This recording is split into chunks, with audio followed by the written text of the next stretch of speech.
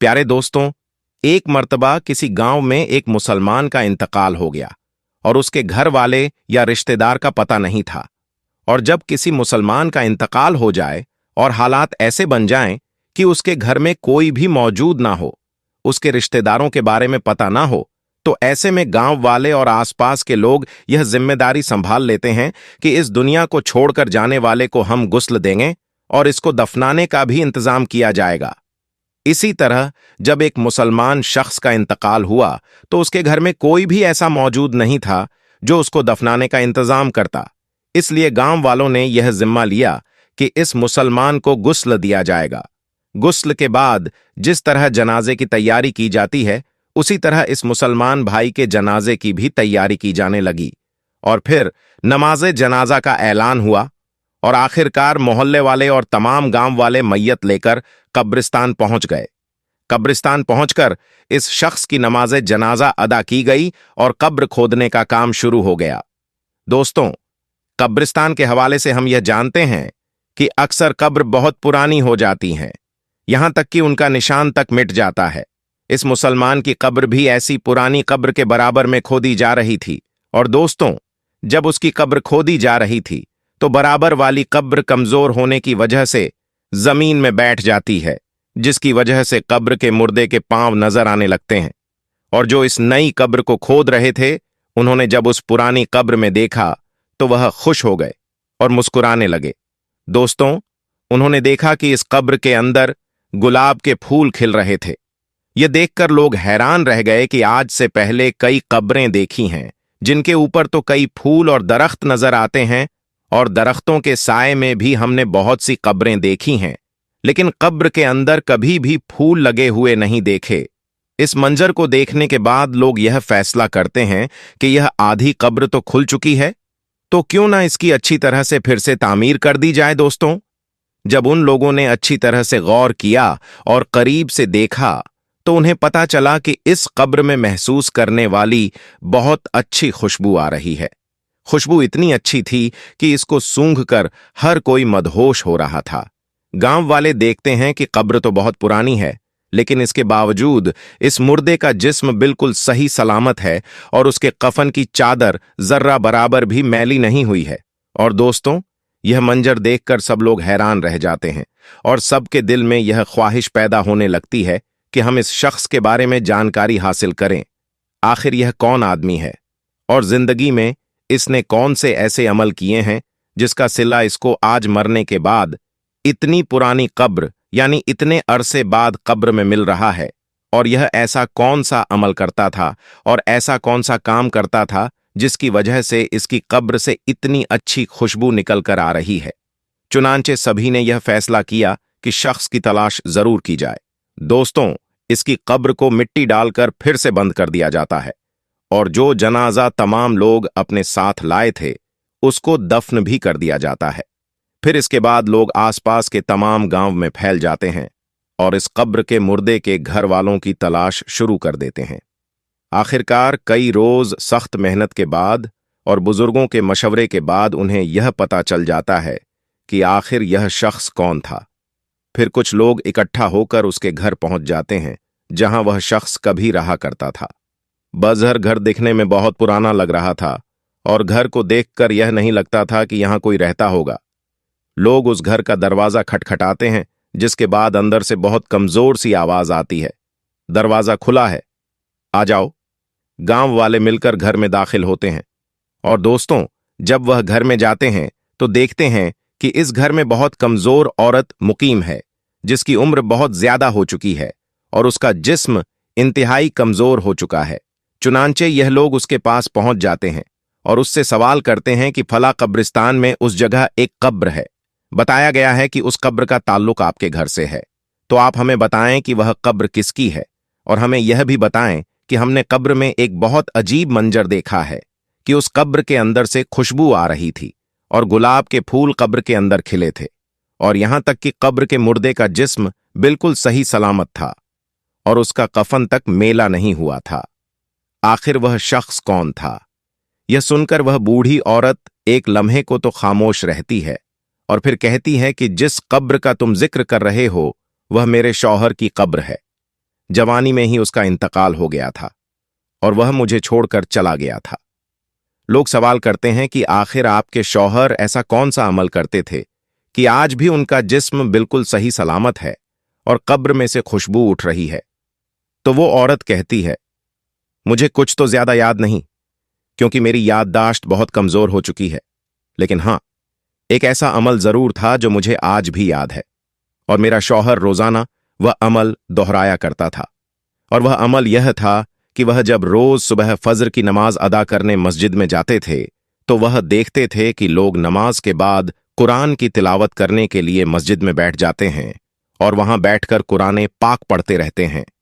लेकिन मेरे शौहर को कुरान पाक पढ़ना नहीं आता था और वह इस बात पर बहुत गमगीन होते थे और रोने की हालत में घर आते थे और आकर कहते थे कि मैं कितना बदनसीब हूं कि मुझे कुरान पाक पढ़ना नहीं आता है। हां, वह घर में रखे कुरान को अदब से चूम कर अपने सीने पर लगाते थे और उनकी आंखों से आंसू जारी रहते थे और कुरान पाक को खोलकर जो भी आयतें उनके सामने आती थीं उन पर वह अपना माथा फेरते और कहते थे कि अल्लाह, तूने इस किताब में जो कहा है वह हक है और तू सबसे बड़ा सच्चा है और तेरी किताब सच्ची है। और वह काफी देर तक मुख्तलिफ आयतों पर हाथ फेर कर यह अल्फाज दोहराते रहते थे और उनके आंसू लगातार बहते रहते थे। उसके बाद वह कुरान चूम कर उसे सीने से लगा लेते थे और उसको अपनी जगह पर रख देते थे और यह काम मेरा शौहर रोजाना किया करता था। मुझे लगता है कि यह वही अमल है जिसकी वजह से उनकी कब्र से यह खुशबू महक रही है। दोस्तों, कुरान पाक से मोहब्बत की एक छोटी सी मिसाल आपके सामने पेश की गई है। आजकल कितने ही ऐसे लोग हैं जिनको कुरान पाक पढ़ना भी आता है, फिर भी वह कुरान पाक नहीं पढ़ते हैं। बल्कि बाज लोग तो ऐसे हैं जो कुरान पाक पढ़ने के बाद उसको भूल चुके हैं। अल्लाह पाक से दुआ करते हैं कि अल्लाह पाक हमें और आपको कुरान पढ़ने और उस पर अमल करने की तौफीक अता फरमाए। आमीन। दोस्तों, आज की इस वीडियो में हम आपको अल्लाह के पैगंबर हजरत मोहम्मद मुस्तफ़ा सल्लल्लाहु अलैहि वसल्लम के बचपन का बकरियां चराने का बहुत ही खूबसूरत वाक़या बताने वाले हैं, जिसको सुनकर आपका भी दिल खुश हो जाएगा। आज की वीडियो को आखिर तक जरूर देखें और अगर आपको अल्लाह के प्यारे नबी हजरत मोहम्मद मुस्तफ़ा सल्लल्लाहु अलैहि वसल्लम से सच्ची मोहब्बत है, यानी आप आशिक रसूल हैं, तो बस इस वीडियो को एक लाइक करके कमेंट में या रसूल अल्लाह जरूर लिखें।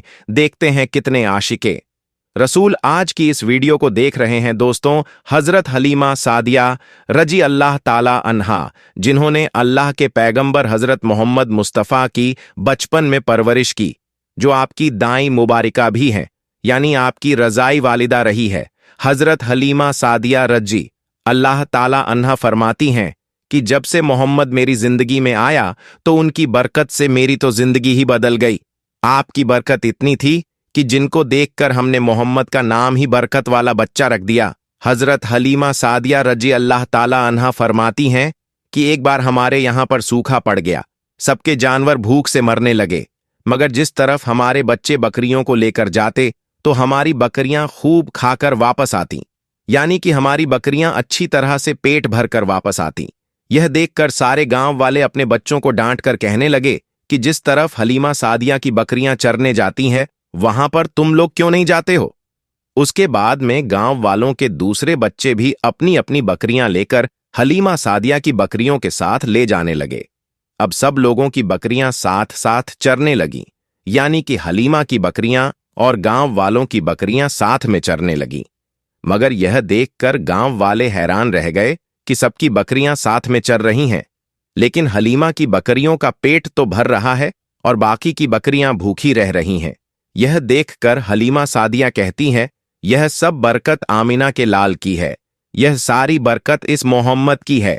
और यही नहीं, हजरत हलीमा सादिया रजी अल्लाह ताला अन्हा कहती है कि गांव में जब भी किसी की बकरी बीमार हो जाती तो गांव वाले उस बकरी को लेकर हमारे घर आते और मोहम्मद का नन्हा सा हाथ बीमार बकरी पर फेर देते तो वह बकरी फौरन ठीक हो जाती। और यही नहीं, अगर गांव में कोई बच्चा बीमार हो जाता तो उस बीमार बच्चे पर मोहम्मद का हाथ फेर देते तो वह बिल्कुल ठीक हो जाता। प्यारे दोस्तों, अल्लाह के पैगंबर हजरत मोहम्मद मुस्तफ़ा सल्लल्लाहु अलैहि वसल्लम जब हजरत हलीमा सादिया के पास में परवरिश पा रहे थे और जब आपकी उम्र मुबारक 9 साल की हो गई थी तो एक दिन हलीमा सादिया की सगी बेटी अपनी मां से कहने लगी, यानी कि आप सल्लल्लाहु अलैहि वसल्लम की मुंह बोली बहन अपनी मां हलीमा सादिया से कहने लगी कि जब मैं बकरी चराने के लिए जाती हूं तो मेरा वहां पर भाई मोहम्मद के बगैर दिल नहीं लगता। ये मेरी मां, मेरा एक काम करो, जब मैं बकरियां चराने के लिए जाऊं तो मेरे भाई मोहम्मद को भी मेरे साथ में भेज देना। तो यह सुनकर हजरत हलीमा सादिया रजी अल्लाह ताला अन्हा कहने लगी, नहीं बेटी, अभी मोहम्मद बहुत छोटा है, अभी यह बहुत नरम नाजुक है, कहीं इसको धूप लग गई तो देखो कितना हसीन और मुबारक चेहरा है, मैं इसको तकलीफ नहीं दे सकती। यह तो मेरा शहजादा है, अगर मोहम्मद के पांव में कोई पत्थर चुभ जाए, अगर जंगल में जाते हुए मोहम्मद के पैरों में कोई कांटा चुभ गया तो अभी यह बहुत छोटा है, इसीलिए मैं इसको तुम्हारे साथ जंगल में नहीं भेज सकती। जंगल में जानवर इसको तकलीफ पहुंचाएंगे, वो इसको मशक्कत में डाल देंगे। यह सुनकर हजरत हलीमा सादिया की बेटी कहने लगी, ऐ मां, तुम धूप की बात करती हो, जब मैं कभी भाई मोहम्मद के साथ में बाहर जाती हूं तो आसमान से बादल आकर हम पर साया करते हैं। और अम्मी जान, तुम जंगलों के जानवरों की बात करती हो, तो सुनो, जंगल के जानवर भाई मोहम्मद के मुंह को चूमते हैं, जानवर तो उसको सजदा करते हैं। और यही नहीं, जब भी हम भाई मोहम्मद के साथ बकरियां चराने के लिए जाते हैं तो हमारे सब काम आसान हो जाते हैं, हमारी बकरियां भी इधर उधर नहीं जाती। जब हजरत हलीमा सादिया की बेटी बार बार इसरार करने लगी तो हजरत हलीमा सादिया ने इजाजत दे दी। उसके बाद दूसरे दिन अल्लाह के पैगंबर हजरत मोहम्मद मुस्तफ़ा सल्लल्लाहु अलैहि वसल्लम अपनी बहन और बकरियों के साथ जंगल में बकरियां चराने के लिए निकल पड़े। आसमान से एक बादल का टुकड़ा आप पर साया किए हुए था। इस तरह से 4-5 दिन आप सल्लल्लाहु अलैहि वसल्लम अपनी मुंह बोली बहन के साथ बकरियां चराने के लिए जाते रहे। एक दिन हजरत हलीमा सादिया रजी अल्लाह ताला अन्हा ने आप सल्लल्लाहु अलैहि वसल्लम को रोक दिया और कहने लगी, बेटे मोहम्मद, आज के बाद तुम बकरियां चराने के लिए नहीं जाओगे, क्योंकि अब मैं तुम्हें और तकलीफ नहीं दे सकती। ऐ मेरे बेटे, मुझे तुमसे बहुत मोहब्बत है, एक तो मुझे तुम्हारी यह दूरी बर्दाश्त नहीं होती, और दूसरी बात, तुम मेरे पास बहुत ही अजीज अमानत हो, इसीलिए आज से तुम बकरियां चराने के लिए नहीं जाओगे, तुम अब घर में ही रहोगे। इस तरह हजरत हलीमा सादिया ने पैगंबर हजरत मोहम्मद मुस्तफ़ा सल्लल्लाहु अलैहि वसल्लम को बकरियां चराने से रोक दिया। फिर आप अपनी बहन के साथ जंगल में एक दिन नहीं गए, उसके बाद दूसरे दिन भी नहीं गए। इसी तरह से 3 दिन तक बकरियां चराने के लिए जंगल में नहीं गए, तो तीसरे दिन हजरत हलीमा सादिया रजी अल्लाह ताला अन्हा ने देखा कि उनकी बेटी रोती हुई उनके घर आई। यह देखकर दाई हलीमा ने पूछा, यह मेरी बेटी क्या हुआ, क्यों रो रही हो? तो बेटी कहने लगी, अम्मा, हमारी एक बकरी को जंगल में एक भेड़िया उठाकर ले गया है। जब दाई हलीमा ने अपनी बेटी के मुंह से यह बात सुनी तो दाई हलीमा की आंखों में आंसू आ गए। जब अल्लाह के पैगंबर हजरत मोहम्मद मुस्तफ़ा सल्लल्लाहु अलैहि वसल्लम ने अपनी मां हलीमा सादिया रजी अल्लाह ताला अन्हा की आंखों में आंसू देखे तो आप सल्लल्लाहु अलैहि वसल्लम के आंखों में से आंसू बहने लगे, क्योंकि आपका दिल बचपन से ही बड़ा नरम था, किसी का भी दुख आपसे बर्दाश्त नहीं होता था। और दाई हलीमा तो आपकी वालिदा मोहतरमा थी। फिर आप सल्लल्लाहु अलैहि वसल्लम कहने लगे, अम्मी जान, आप रोती क्यों हो? हलीमा सादिया कहने लगी, ये बेटा मोहम्मद हमारी एक बकरी को जंगल में एक भेड़िया उठाकर ले गया, पता नहीं अब हमारी बकरी के साथ वह क्या करेगा। तो ये सुन अल्लाह के प्यारे नब्बी सल्लल्लाहु अलैहि वसल्लम ने फरमाया, अम्मी जान, आप रोना बंद कर दो, हम हमारी बकरी को अभी वापस लेकर आते हैं। ये बात सुनकर अम्मा हलीमा सादिया कहने लगी, नहीं मेरे बेटे, आप जंगल में मत जाना, भेड़िया खतरनाक होते हैं, वह कहीं आपको नुकसान ना पहुंचा दे। इसी तरह दाई हलीमा मना करती रही, लेकिन आप सल्लल्लाहु अलैहि वसल्लम नहीं माने और कहने लगे, नहीं अम्मा, हम अभी के अभी हमारी बकरी को वापस लेकर आते हैं। उसके बाद अल्लाह के पैगंबर हजरत मोहम्मद सल्लल्लाहु अलैहि वसल्लम बकरी की तलाश में जंगल पहुंच गए और एक सदा लगाई सदा दी। आपने कहा, अम्मी की बकरी कौन ले गया है, बतलाओ।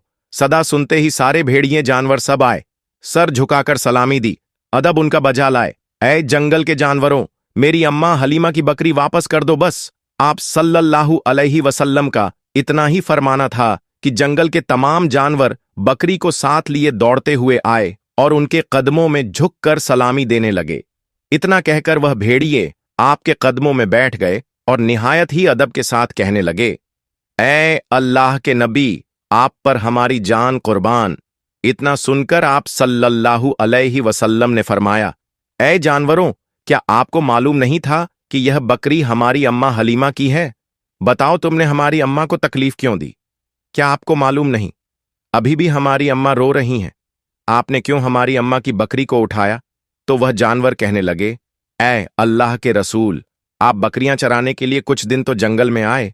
उस वक्त हम छुप छुप कर आपके हुस्न का दीदार करते रहे और देखते थे कि इस कायनात के बनाने वाले ने अपना महबूब कैसा बनाया। ऐ अल्लाह के रसूल, उसके बाद आपने जंगल में आना ही बंद कर दिया। 3 दिन गुजर गए, आप जंगल में तशरीफ ना लाए। तो यह देखकर हम सब ने यही सोचा कि आपकी एक बकरी पकड़ लो, फिर आप तशरीफ लाएंगे। इसी बहाने से हम सब आपका दीदार कर पाएंगे कि अगर अल्लाह के रसूल सल्लल्लाहु अलैहि वसल्लम के हुस्न का दोबारा दीदार करना है तो हलीमा की बकरी को उठा लाओ। मोहम्मद उस बकरी को छुड़ाने के लिए जरूर आएंगे, क्योंकि वह अपनी मां को रोता हुआ नहीं देख पाएंगे, और इस तरह से हमारा दीदार मुस्तफा होगा। और वह जानवर कहने लगे, ऐ अल्लाह के रसूल, आप पर हमारी जान कुर्बान बहाना तो इस बकरी का था, लेकिन हमारा मकसद सिर्फ आपका दीदार करना था, इसीलिए हमने आपकी अम्मा की इस बकरी को निशाना बनाया। तो दोस्तों, देखा आपने मोहब्बत का यह मंजर। दोस्तों, उम्मीद करते हैं कि आपको आज का यह वाकया बहुत पसंद आया होगा। अगर आपको यह वीडियो पसंद आया है तो इस वीडियो को आप एक लाइक करें, अपने दोस्तों में सवाब की नीयत के साथ जरूर शेयर करें और हमारे चैनल को भी सब्सक्राइब जरूर करें। अस्सलामु अलैकुम।